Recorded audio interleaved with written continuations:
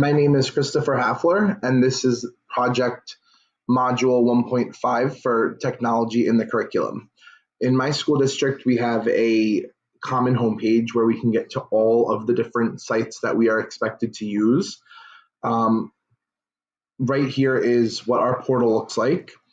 On a daily basis, I get to my Gmail and all the Google Suite from the icon there.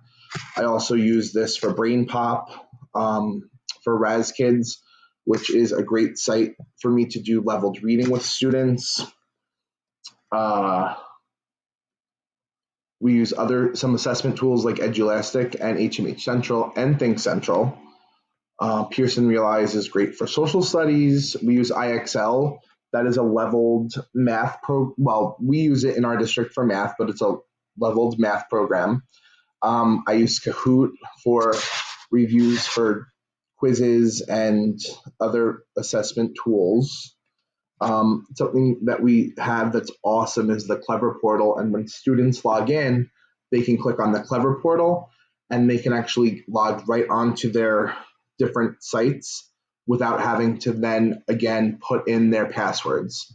Something else that we have on this page is Seesaw down here, which I use Seesaw for different activities for assessing. I'm not going to log off of this Seesaw page because then I would be showing student names, and out of privacy, I'm not going to log off that. But you can see here that I put different assignments. I use it a lot for math because then we can still use our math book and curriculum that we normally would in the classroom. And students are able to complete the pages and submit them, and I can check them right then and there, and we can have discussions, and I can see what they're doing in real time as well. Once they submit those, they can also comment on each other's submissions. So for like math, we don't do that, but a social studies project that we'll be doing this week, they will actually be able to upload their own videos and then comment on one another's. I also use Google Classroom, and again, I'm not going to scroll down any further to show you where you could potentially see any student information, but when you type here, you get to classwork. Students would have the view where it's streamed, classwork, and grades, and that would show their different things.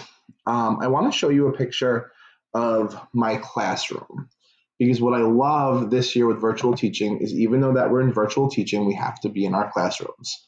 This is what my classroom would look like if I had students. Well, if I had students pre-COVID. This is actually a picture from last year after back to school night, which is why it looks a little bit messy. But normally I would have my students seated in groups.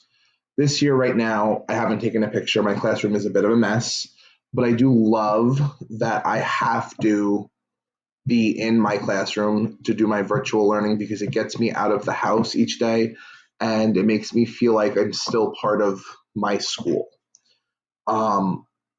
Something else that I really like is I do like how we have all of our tools on this one page, and I can access the Clever portal for other tools as well as the teacher.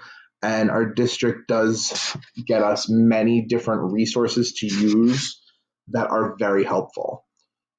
Certain things like Seesaw, Edpuzzle, IXL that I would be able to sign up for a free account, but only the basic version.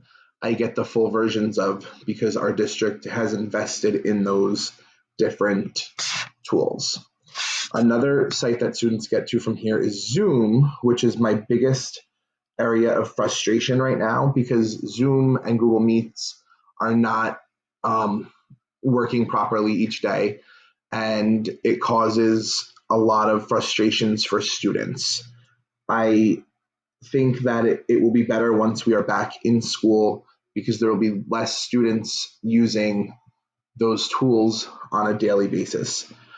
Another area of frustration for me is that I don't get to see my students each day in person.